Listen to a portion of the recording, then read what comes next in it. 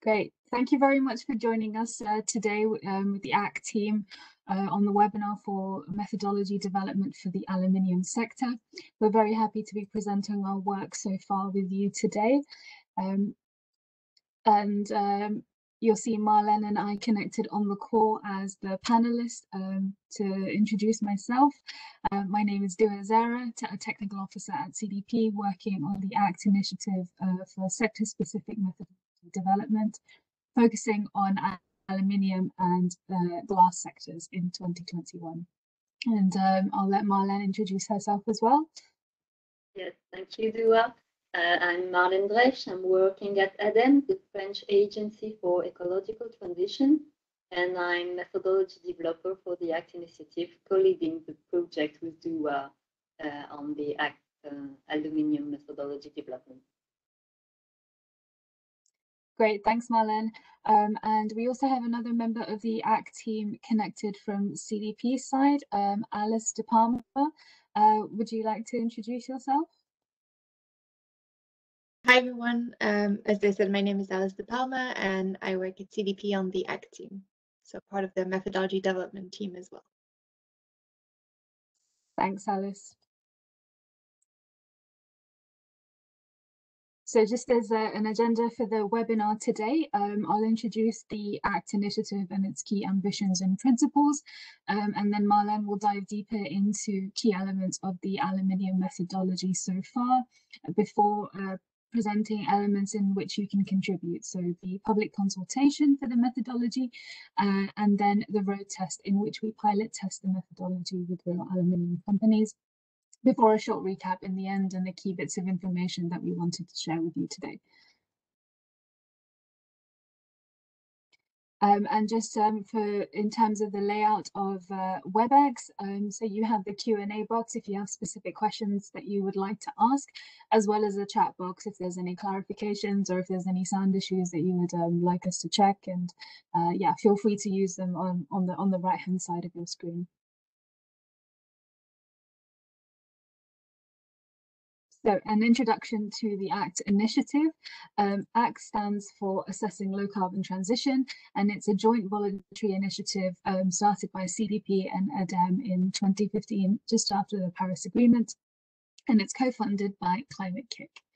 The objective of the initiative is to develop accountability frameworks and methodologies on assessing companies using sector-specific methodologies on their contribution towards the Paris Agreement mitigation goal, which is to keep global warming to well below 2 degrees. And the methodologies will be used for assessments of companies against qualitative and quantitative indicators such as assessment of targets, their business model, engagement with suppliers and clients, using sector-specific indicator weightings based on the performance of the sector and where the emissions sit.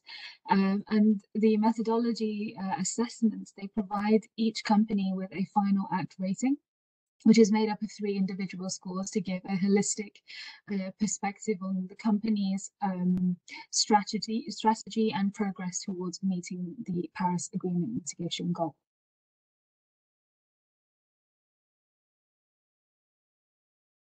So if I was to present the Paris mitigation goal as a marathon, this slide is really useful to understand how ACT fits alongside existing frameworks and initiatives. So firstly, if you take TCFD and the goal was a marathon, an individual may consider the advantages of running the marathon alongside the risks and the level of commitment that would be required. The second would be the company or the individual sharing the current track record and performance that they have in running, which is like the disclosure to CDP. And then the third, the individual may set a goal to complete the marathon in a suitable amount of time, much like setting a science-based target for their company. And then the fourth, in which ACT fits in, is determining whether the training program developed by the individual in the lead up to the marathon is rigorous enough and will actually help them achieve the goal of Paris. So this is what ACT really helps you to do. It's an accountability mechanism to check the ambition of decarbonisation and climate strategies against climate science.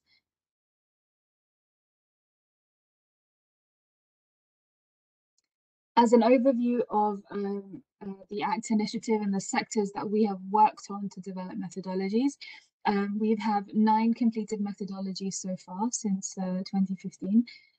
Two other methodologies are in the road test phase. So these were under development since June of last year, and that's iron and steel and agri-food and agriculture. And this year, since February 2021, we are developing methodologies for glass, chemicals, pulp and paper, and aluminium, for which we've joined with you today.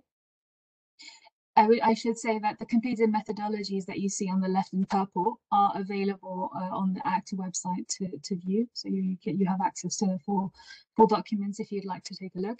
And once the road test phase, iron and steel, agri-food and agriculture methodologies are completed, they will also be published on the ACT website. So the goal of ACT really has been to develop sector-specific methodologies to capture the context and decarbonisation levels of each sector.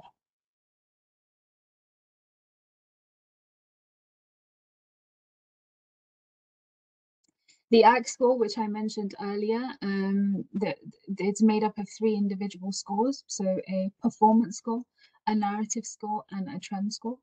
The performance score measures alignment of the company against specific key performance indicators. So the 9 that you see in the table on the left are a mix of qualitative and quantitative, which we'll dive deeper into with Marlene as we present the aluminium methodology. And then the narrative score is a letter grade between E and A, and this takes a step back from the KPIs and looks at the environment in which the company is operating, evaluating the credibility and the reputation of the company, risks that the company may be exposed to as a result of the transition, and overall business model and strategy within the sector. And then the third score is a trend score, which is represented by a minus, equals, or plus sign, and essentially captures if a ACT assessment was to be carried out on that company in the future, how will the company's performance change? Do we see it worsen? Do we see its trajectory to stay the same, or do we see their performance to improve? So it's a look into the future about the company's position in terms of decarbonisation and climate science, or within their sector specifically.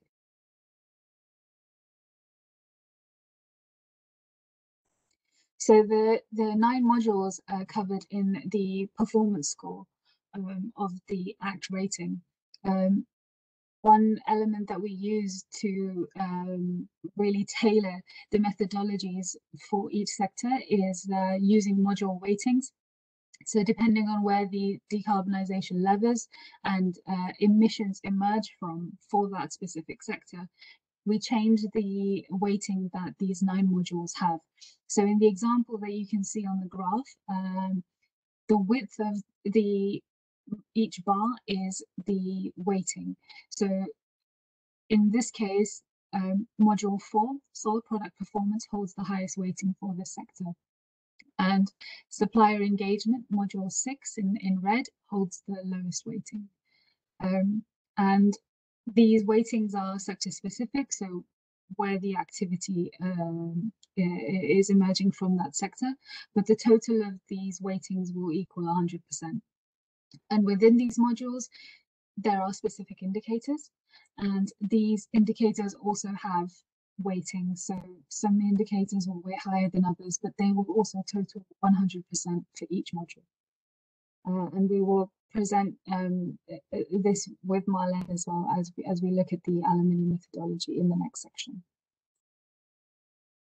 So a segue into that, I'll pass over to Marlene. Let me just make you the presenter to give you the control of the slides. Great. Thank you, Dua. Marlene. Thank you. Yes, we will have now an insight of the aluminium methodology. I hope it will not be too frustrating because we don't have much time and we will not be able to go to have a very deep dive in the methodology. And please, you're all muted, but feel free if you have any question to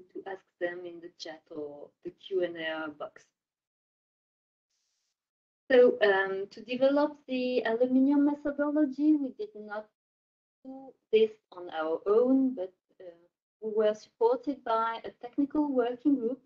And in this technical working group, there were stakeholders of the sectors, companies from different steps of the value chain, but also NGOs, technical institutes, business unions, and investors. And we are very grateful for their valuable contribution to the work. And what I will be presented now is really warm stuff, because we had our last meeting with our technical working group yesterday, so we are still fine-tuning some details on the methodology, but I can present the whole framework. So what are the key considerations that we have been discussing with the technical working group? First of all, the value chain of aluminium, the companies can have activities in different parts of the value chain of aluminium. And so the question was, how can we assess different companies along the value chain? Because we cannot assess, for example, aluminium smelters just like semi-producers. So that was the first consideration. The second was about the boundaries of emissions.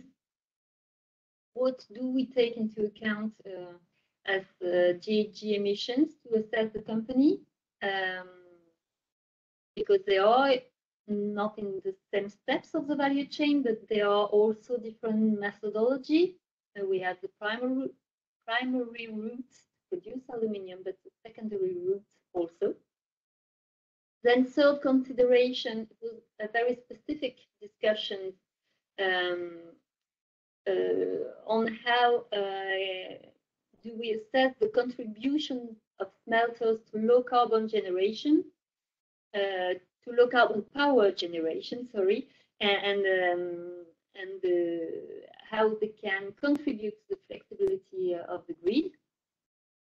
Then we had a more general discussion about circular economy, and in particular the use of scrap, pre-consumer but also post-consumer scrap in the aluminium value chain.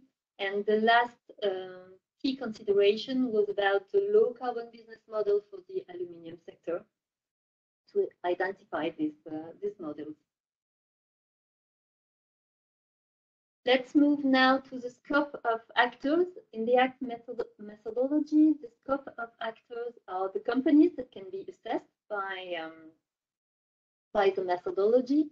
You see here the value chain of aluminium, from mining to semi-finished and finished product manufacturing. What we decided for this ACT methodology was to take into account nearly all the actors in this value chain, except the ones that were at the very beginning of the value chain. Bauxite miners, when they are pure player only, will not be in the scope. It will not be possible to assess them using the ACT Aluminium methodology. The players that are only anode producer will be excluded, and we will exclude the end of the value chain, that is manufacturer of semi-finished and finished products using aluminium. All the others will be in the scope. It can be integrated players or some players that are only on the one step of the value chain.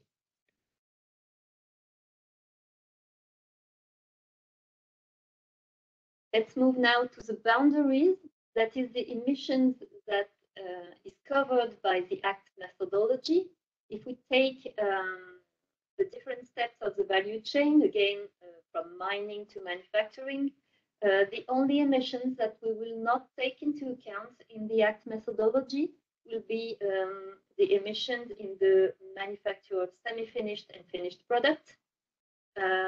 all the emission linked to scrap collection and sorting, and all the rest within the primary production route and the secondary production route will be taken into account, including ancillary materials and transport. But as I said, companies in the aluminium sector are not only integrated companies, but they can also have activities on only one step of the value chain. So for this company, the boundaries will be scope 1 emissions, that is direct GHG emission, including non-CO2 emissions. We will include PFC emissions in the scope 2. In the boundaries, sorry, 2. We will take into account scope 2 emissions linked to power generation. This can be scope 2 or scope 1 for some smelters, but all will be taken into account in ACT. And regarding the indirect emissions, the scope 3, we will only take into account upstream scope 3 emissions linked to the production of purchased products, but we will have an approach, a cradle-to-gate approach. Then we will take into account the ancillary materials and the transport.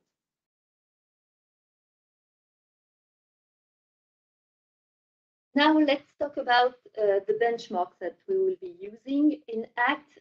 As Dua said, we have quantitative indicators to check if the pathway of the company expressed in emission intensity is aligned with the pathway that will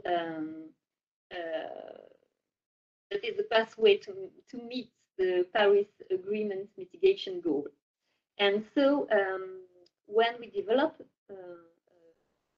next methodology, we are looking for benchmark that can be useful for us. And most of the time for the industry, we use the International Energy Agency benchmark. And here we have the opportunity to work with the International Aluminium Institute. We did a very great job about the decarbonization pathway for the aluminium sector.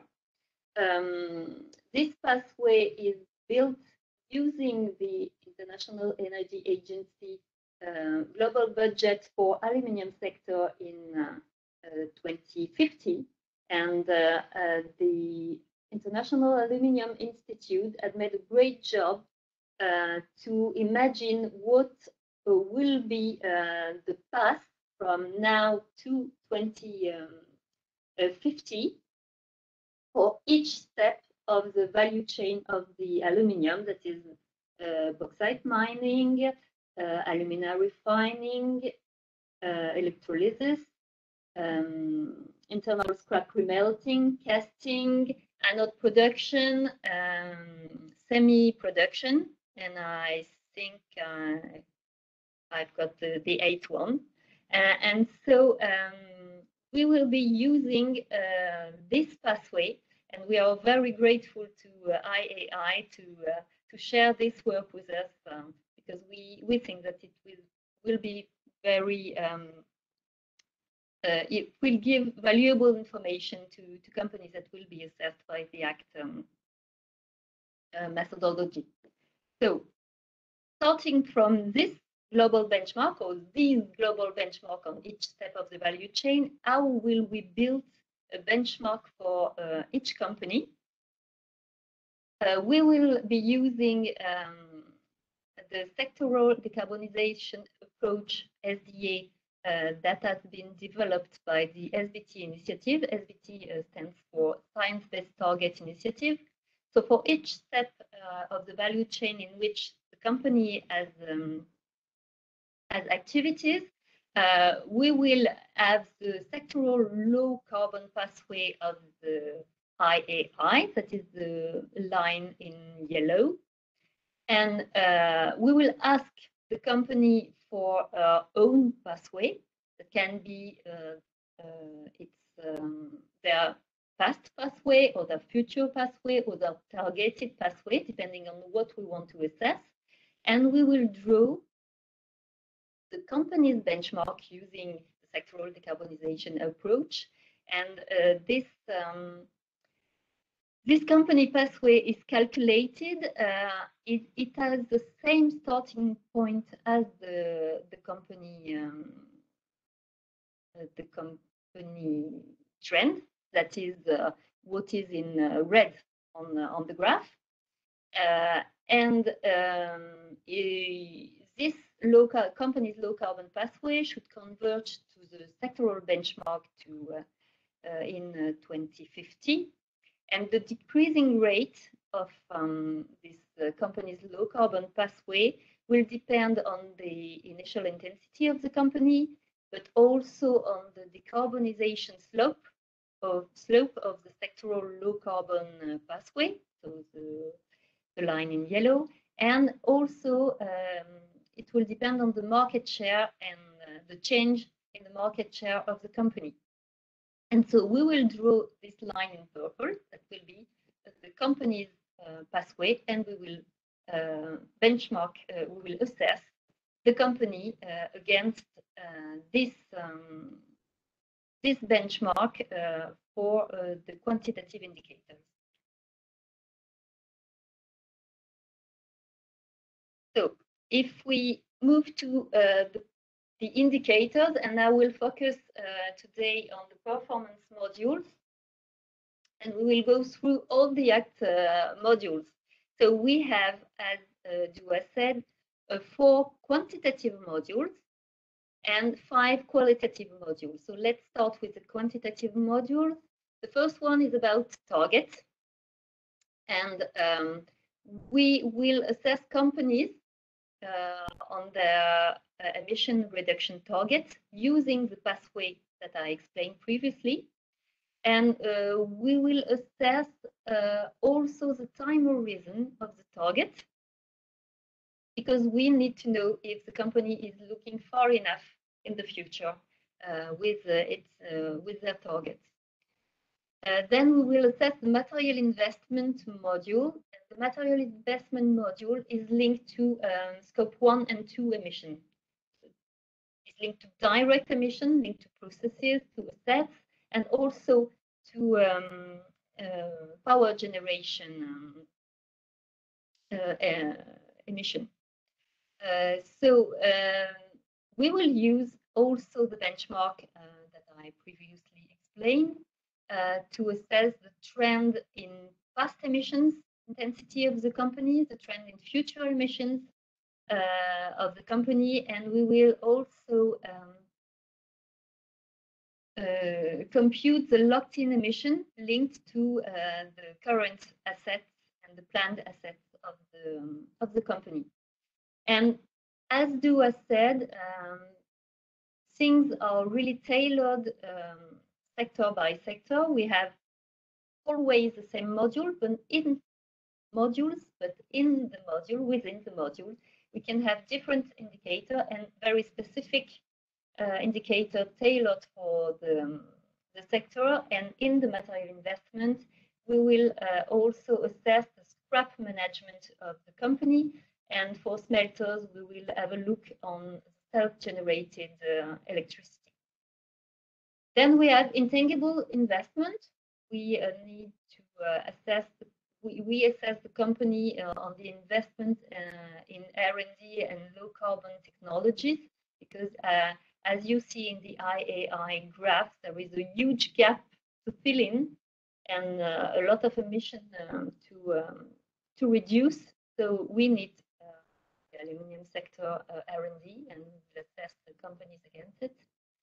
And the last quantitative module is about salt product performance. And here we are looking at scope 3 emissions, indirect emissions. And as I already said in the boundary, we'll be looking at essentially upstream scope 3 emissions in a cradle to gate approach. Then we have qualitative indicator. a qualitative indicator on management of low carbon transition within the company. This module is really aligned with what the TCFD recommendation are saying. So we see if there are management incentives for low carbon transition, for example, who is leading the low carbon transition of the company, and if the company has a low carbon transition plan. We will also assess in module 6 and 7 the engagement towards suppliers and clients, how the company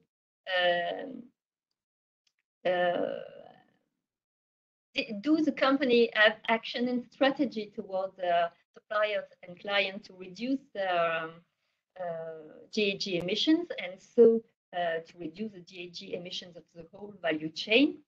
Then we have a specific module on policy engagement. We assess the company engagement with trade association.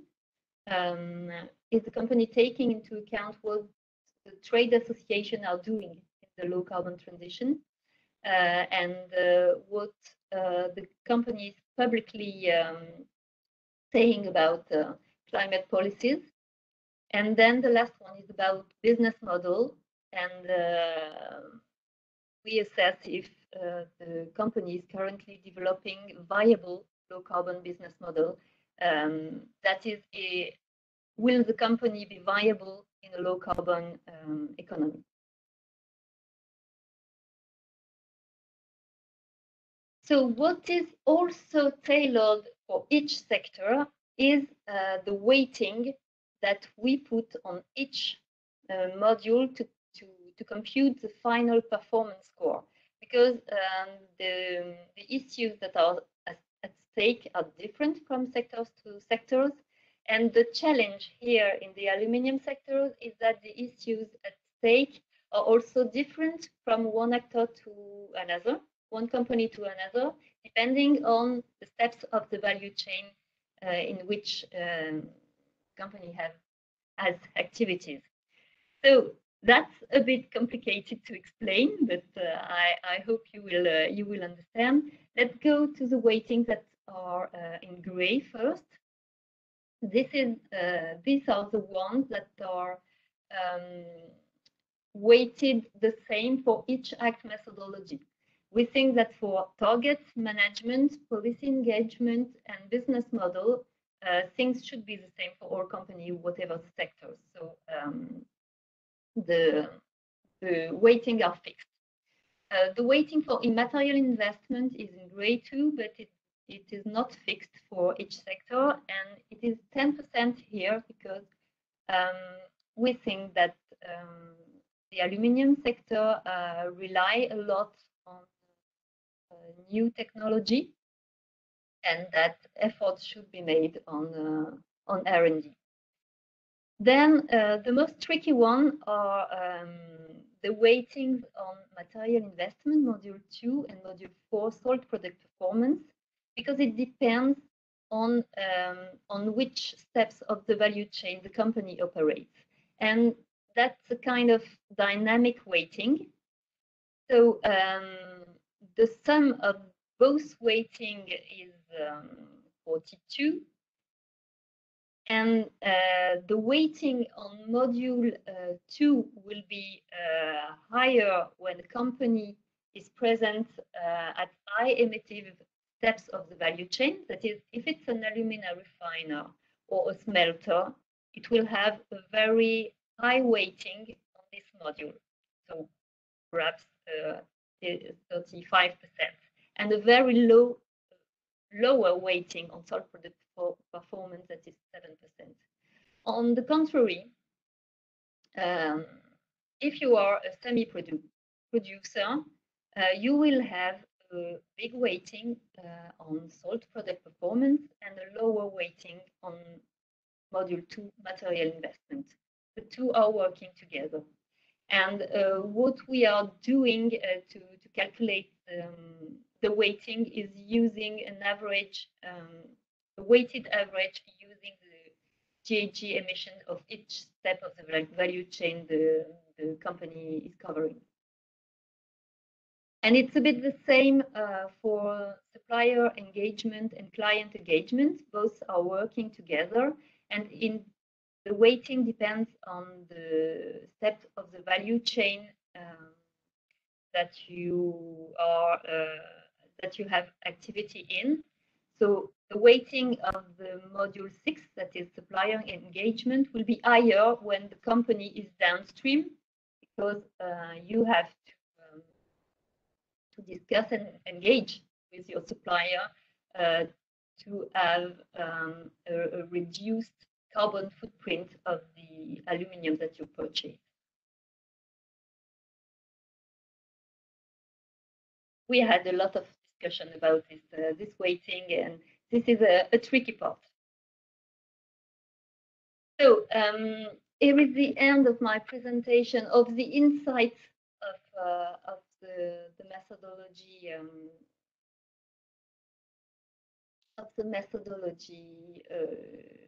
document. If you have questions, please ask them in the Q&A or the chat. I don't know if you have already questions. Yes, thank you. You has answer to the question. So now, where are we with this methodology? We have principles and the framework of the methodology. We have the weighting of the module. We have the different indicators, the benchmarks that we will be using. We have been discussing with our technical working group, but we want more feedback from the aluminium sector. So we launch on next week the public consultation, and you can contribute in this public consultation. So it will be a month long, starting next week on the 9th of June. The document will be available on a collaborative platform that is named ScribeHub. And here is a link where you will find this paper. And why should you contribute? Well, to help us improve this methodology and make this relevant across the globe and across the value chain, but also to share your knowledge about the aluminium sector. And I will add that it's the last opportunity to provide inputs before finalization and of the methodology and the road test. So providing comments is really easy in the platform. You can see here a screenshot. You have on the left the content of the document. That is not the aluminium methodology, but it will be the same presentation. You can click on the link to go directly in the part that you want to comment or to read. And on the right, you have the text. And each time you want to comment, you have to click on the plus and just write down your comment. And previously, you will have to create an account on the ScribeHub platform. And to give you an idea of what you will find in the methodology, here is a description of an indicator. So you will have at the beginning the title of the indicator, so the name and a very short description of this indicator. This is the what.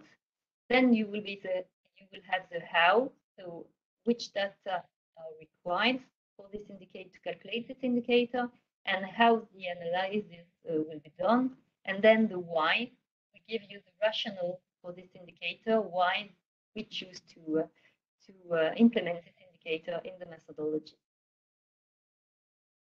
And last thing about the public consultation, we are aware that we have methodologies that are very long, more than 100 pages, so it can be very hard work to deep dive into the methodology.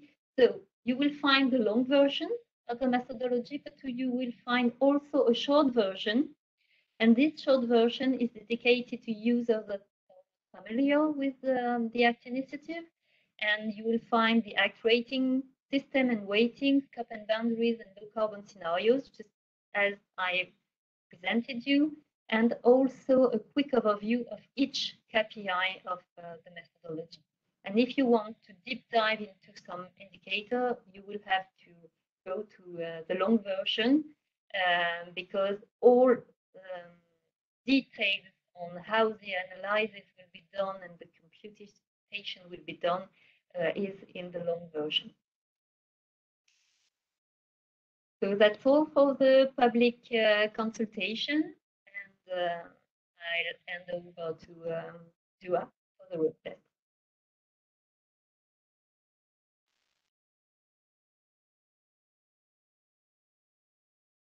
Hear you, Dua? Can you hear me now? Yeah. Great, thanks. Just had a question about data confidentiality in the chat box. So I will get back to that perhaps in the Q&A session towards the end, but I'll carry on with the presentation of the road test. Maybe it helps clarify some things. So for the Aluminium Roadtest section, if you are a representative of a company, this is another opportunity in which you can help contribute to the methodology development. This time, not so much developing the theory of the methodology, but actually helping us test it with real company data and seeing if it functions well as an assessment tool.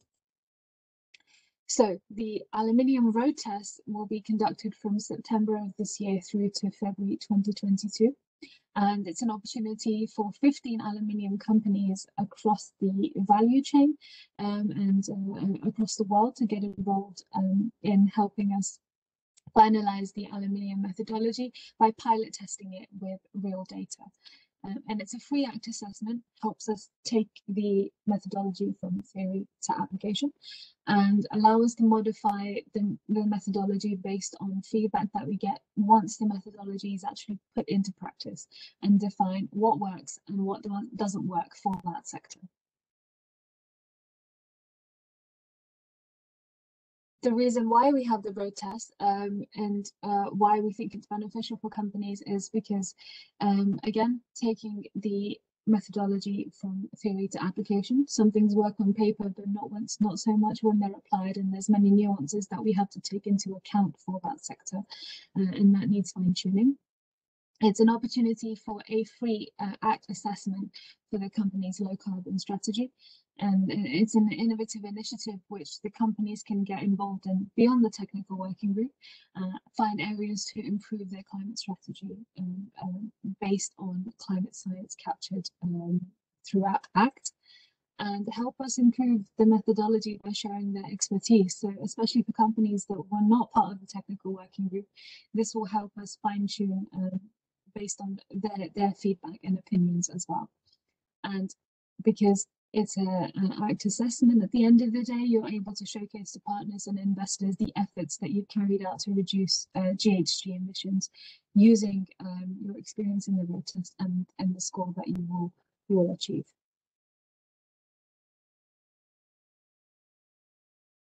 In terms of the schedule, so it will be from September of this year to February 2022, and the process involves 5 key steps. So a kickoff meeting between the company representative and an ACT-trained analyst, and as an introductory process into the initiative and the methodology, which will be followed by data collection with the company. So all of the data requirements that we need for the ACT assessment to be carried out will be gathered alongside the company representative. And it's perhaps the most intensive step in which we need the company's involvement. The data collection will be led by the company, and the other 4 steps of the process are actually led by the analyst. So once we have the data, we move towards the analyst taking that data and carrying out the assessment by applying the methodology. Once that assessment is complete, the analyst will provide tailored feedback to the company and their 3 scores to make up the ACT rating. And then the final step towards the end of the process is a group meeting with the companies, much like technical working group to reconvene those that helped develop the methodology up till now. So the slide of logos that you saw Marlon present, those stakeholders within the aluminium sector, as well as those that were part of the Roadtest. And what we'll do is discuss the lessons learned and how the methodology is being improved as a result of the Roadtest. I should say throughout the process, we take a flexible approach as to how the company engages with the analyst. That's between the company representative and the analyst, and how many meetings or calls you need to reconvene and to discuss the Roadtest. If you have any clarifications or questions, then you can discuss that and have a tailored approach with the analyst. So based on the road tests in 2020 that we had for ACT, we carried out road tests for the transport, oil and gas and cement sectors. And this slide shows some of the companies that took part. We were lucky to have representation from across the globe. So North American, European, Asian and East Asian companies take part in the road test, as well as different parts of the value chain. So for the transport sector, for example, we were lucky to have different modes of transport represented throughout. So we had passenger freight, passenger freight, and we had the two areas are passenger and freight. So we had passenger and freight across road, rail, air and sea modes of transport. And for oil and gas as well, we had oil and gas extraction covered through to the retail stage.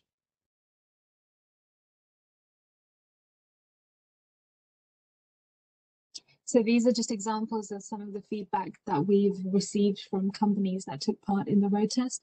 It was a mix of improvements that we could have in the methodology, as well as positive feedback on how they felt the road test had benefited them.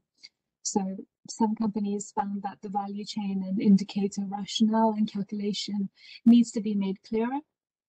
And not all indicators are applicable for their companies, so there should be some fine-tuning on how the indicators capture different actors along the value chain. And other companies provided very useful positive feedback that it was useful to understand their position from a global perspective within their sector, capture which areas that they had room to improve on, asking some tough questions about their climate strategy, but also providing useful insight for their future planning. And it was a comprehensive and holistic tool that they found useful, which they can now communicate through their scores to their stakeholders.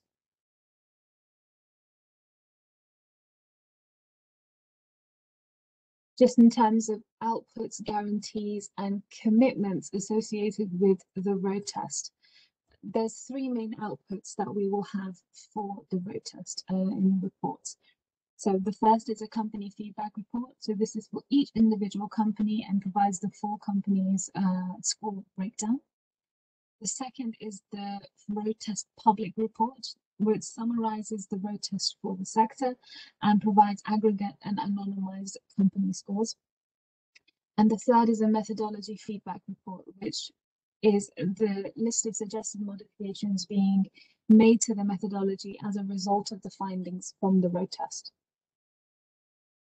If I dive deeper into each one, so firstly, the company feedback report, the company will receive their score, and that will be between the company and this. We have that data confidentiality, breakdown of their score across the modules and the indicators.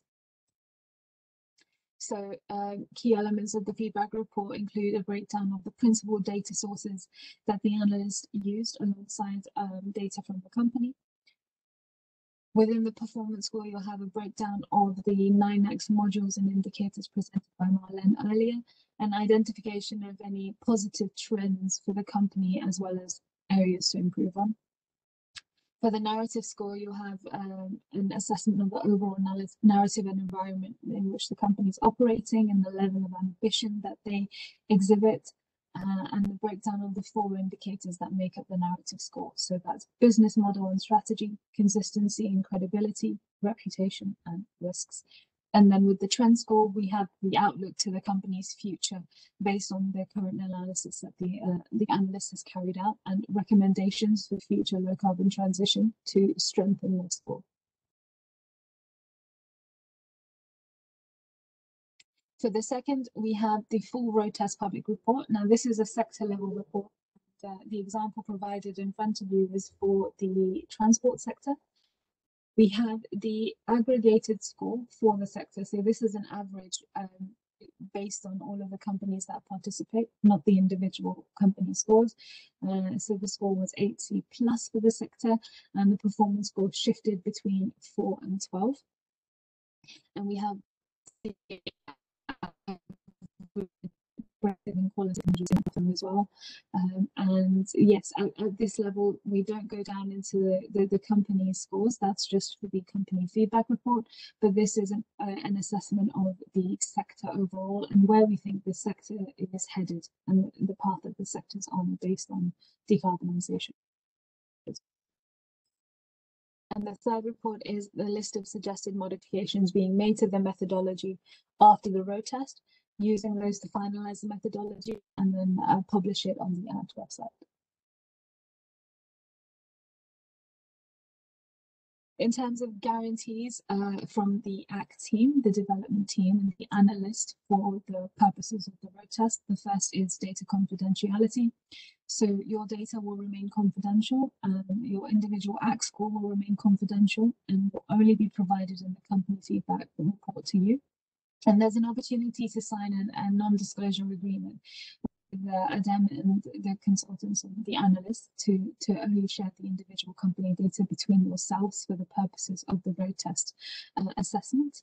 Like I said, the final road test report will be the average aggregate score and scores.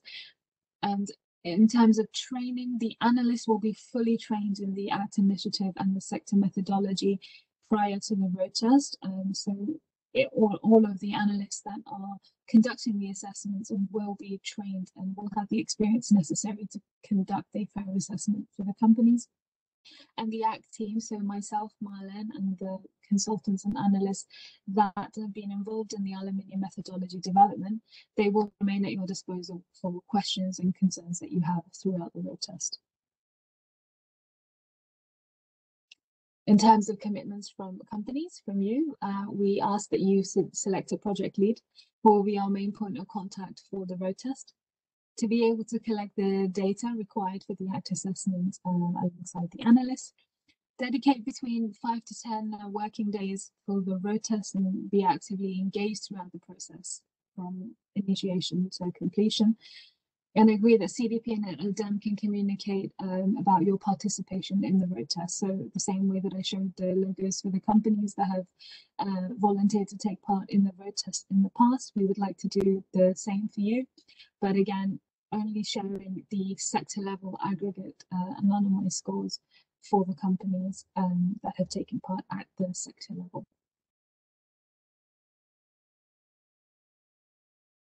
So I just wanted to ask a question to gauge the level of interest that we may have in the road test at the moment.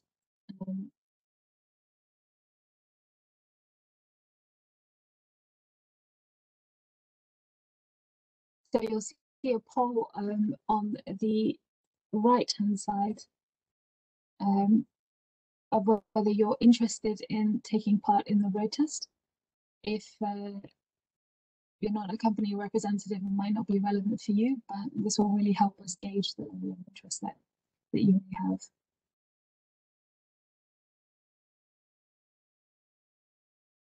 I'll leave it open for a couple more seconds for participants to take part.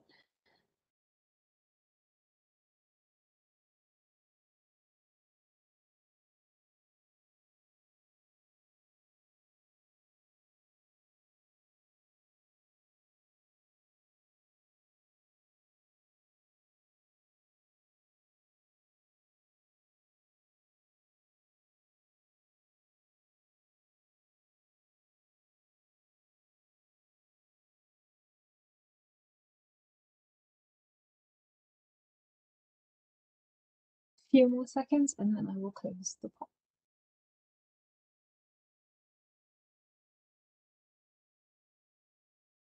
I appreciate it was a lot of information to digest about the methodology and the road test process in this webinar. So yeah, just gauging initial interest with this poll. Okay, I will close the poll for now.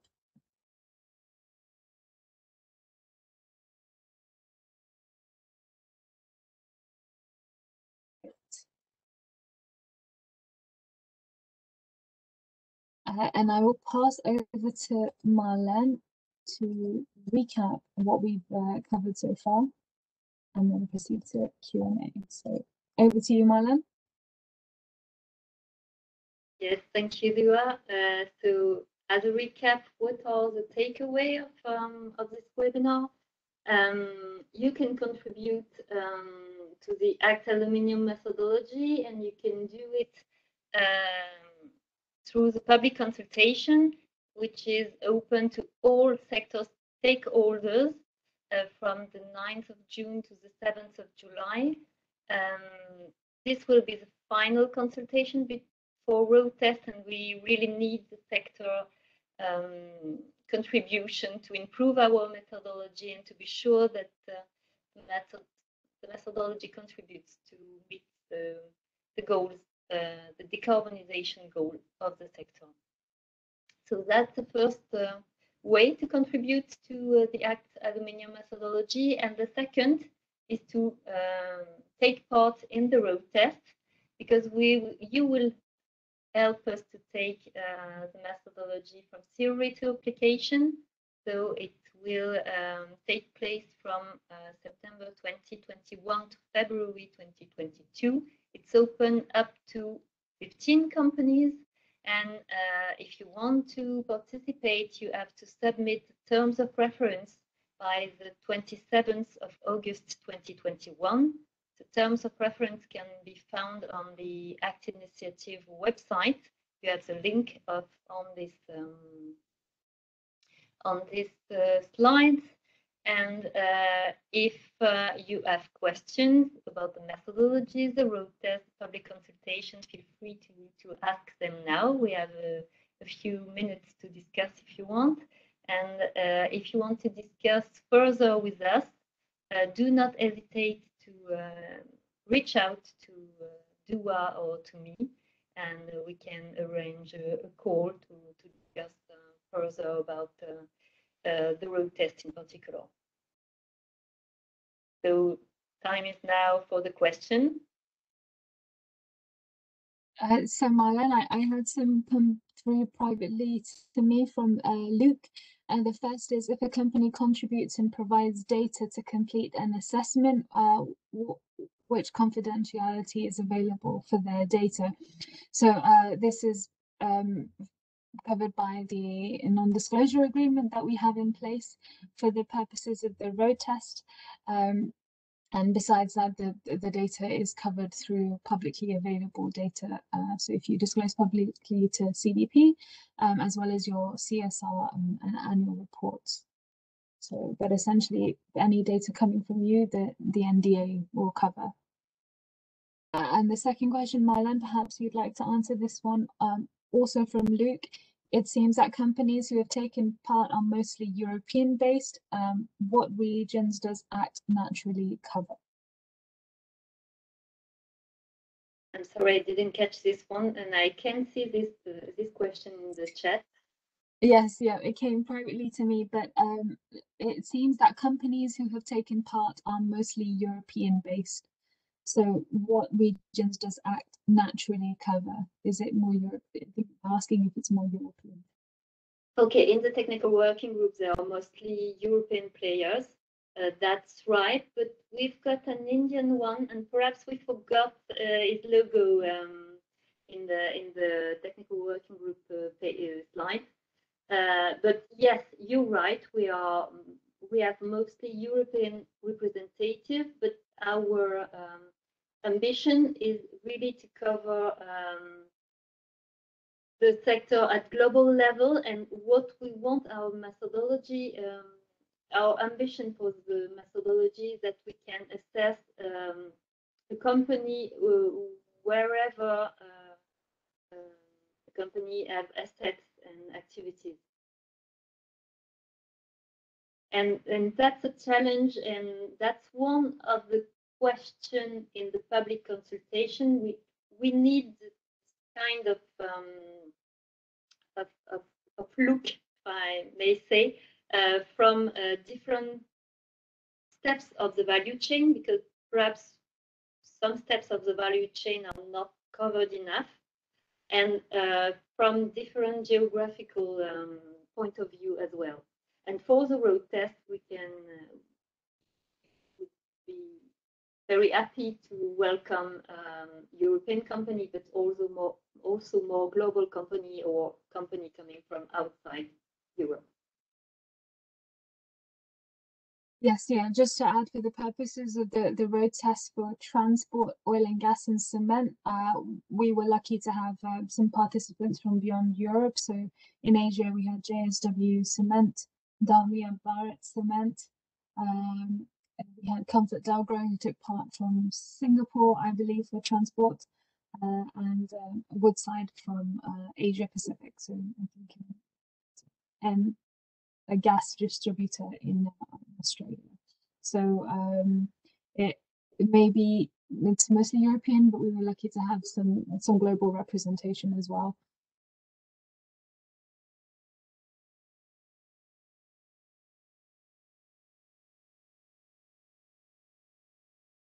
I can't see any more questions. Perhaps I will answer to one that we often have about the consultants. The consultants that will be carrying out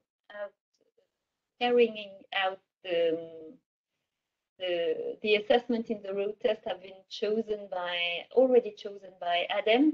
This is iCare and Consult and Solinen, which are consultancies that are working for the ACT initiative for a long time, and that are currently developing the ACT Aluminium methodology. So I guess if there aren't any question anymore, as it is 2:02, we can close this webinar. So thank you very much for your participation, and we hope to be working with you soon through public consultation or road test. Goodbye. Thank you very much. Feel free to reach out with any more questions that you may have to myself and Marlene, and we're at your disposal. And thank you very much for joining today, and we look forward to hearing from you. Thank you.